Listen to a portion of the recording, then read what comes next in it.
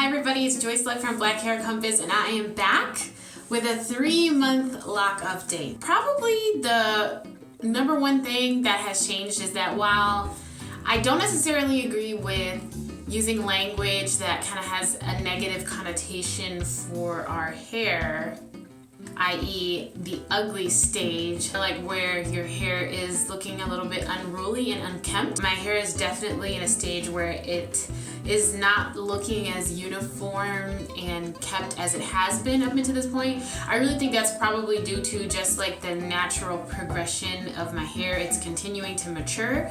I thought that I was having quite a bit of budding before and locking, but no, like this month has really been a month where a lot of locking has taken place. And what I'm finding is that I don't know if it's just my hair or if it's the technique that I use to start my locks, but my hair is not locking at the same rate across my hair. Like different sections are locking faster and some slower and some not at all. General appearance of kind of like non-uniformity, and at first glance it can just look unkempt and like I didn't really give much thought to my appearance. And I think that that's what, you know, I mean, I'm not using that term, but the ugly stage.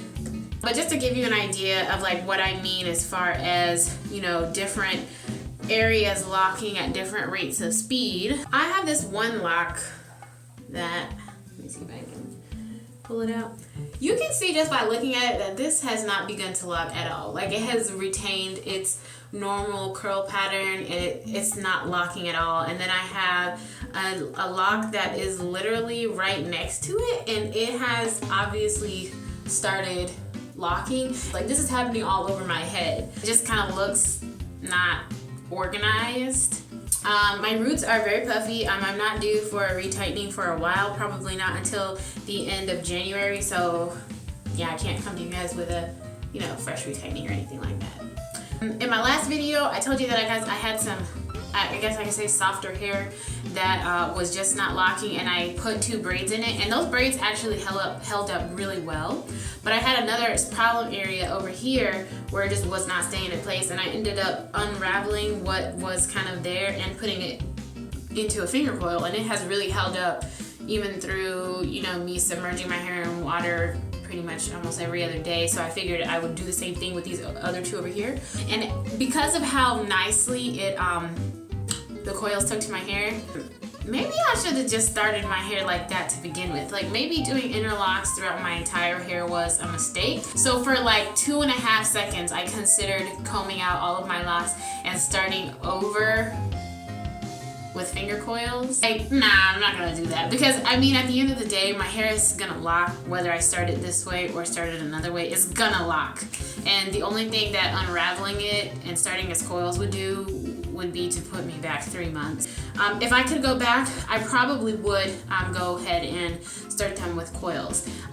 Originally, this is not something that escaped my mind. I was thinking, like, I knew that my hair coiled very easily and I was going to do that, but the downside to the coils is if I did that, I would have to sacrifice a lot of length. If I would have coiled my hair, it wouldn't have been this long. It'd probably be about half the size of this, and I just wasn't sure if I wanted to start my journey, my lock journey, with such short length. But this is just for those of you who are considering maybe starting your own locks. Because I am not a professional, my interlocking was not flawless. Like there were a bunch of flaws in the way that I did my interlocking. And what I think, my hypothesis is that when I had like really skinny ends like this one, if it wasn't interlocked tightly or, you know, correctly, it was loose enough for my hair to do something like this, which is where it crawled up into the body of the lock and formed a huge lock, when really the size of this lock, because of the section of the hair, should really be about this size.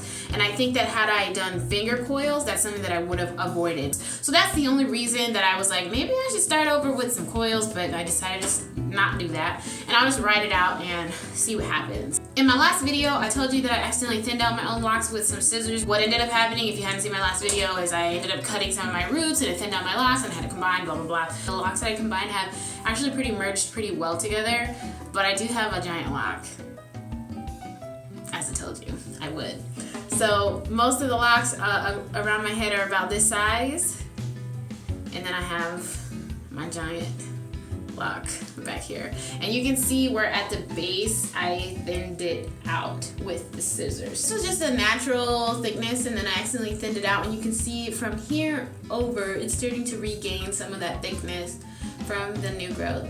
I considered going ahead and starting the splitting process so that I could split this into 2 locks so it could be a little bit more like the other ones, but I decided against it because I'm not entirely sure that I don't want bigger locks. I'm not going to be combining any locks unless they are entirely too small at this point, but I'm thinking that maybe later on in my journey I may go ahead and combine some of the locks just to have bigger ones.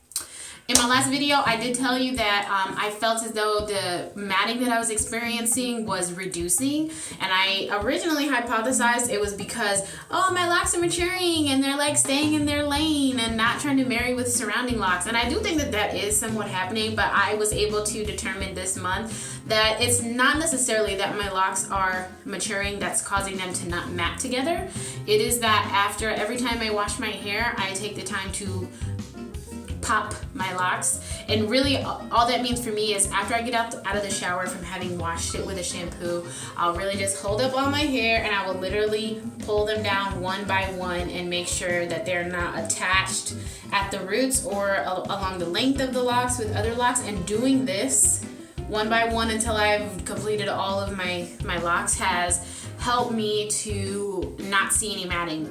Like I said, I was kind of having more bad hair days than usual, so one of the things that I kind of had to do during this month is do headband curls, but not to achieve the curl, but to use it as kind of like a style to just go out in public when I felt my hair was not presentable. So all it is you pretty much just like put a little hair tie, probably one that actually matches your hair color so it's not as obvious. You just put it here. I actually wear it like this, and if you guys follow me on Instagram, you saw the photos. Excuse me. You don't do that. You take it across the top of your hair like this, and then you start wrapping your locks around the band itself, and you just keep doing that all the way around.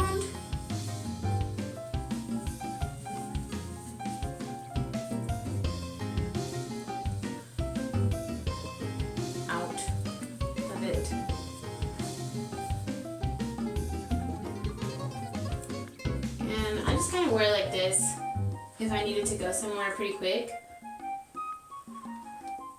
In conclusion, this has been a month for me also where I've had to really let that patience factor kick in, because I already knew that this journey from the beginning was going to be one of patience, and I was going to need to, you know, give my hair time to mature. But because I kind of hit a little bit more bad hair days this month than I have previously, it really kind of pushed me to really remember, like, this is a process. I kind of have to rearrange the way that I'm thinking about my locks. Like, I've been focusing so much on the destination, like what my hair is gonna look like when it's mature, what my hair is gonna look like in 5 years, and I'm like, I am missing the experience of right now. Another thing that you have to keep in mind is that this actually didn't bother me, but I have seen some other people who commented and other people who posted videos that sometimes the comments that they get from other people who don't necessarily understand the process of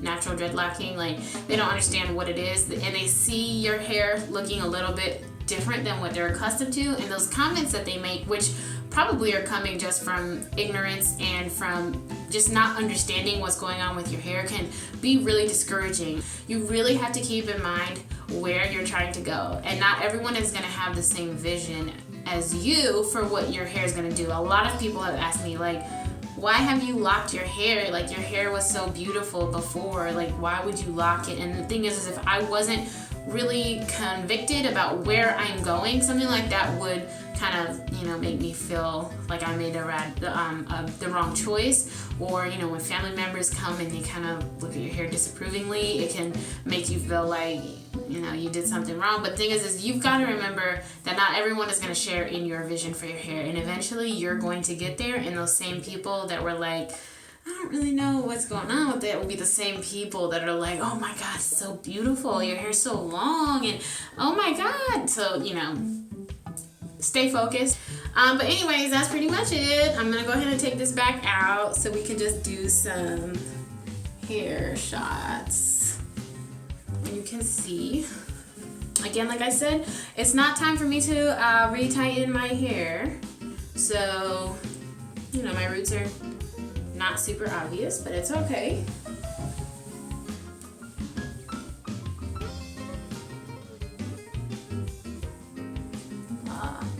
You can see the back.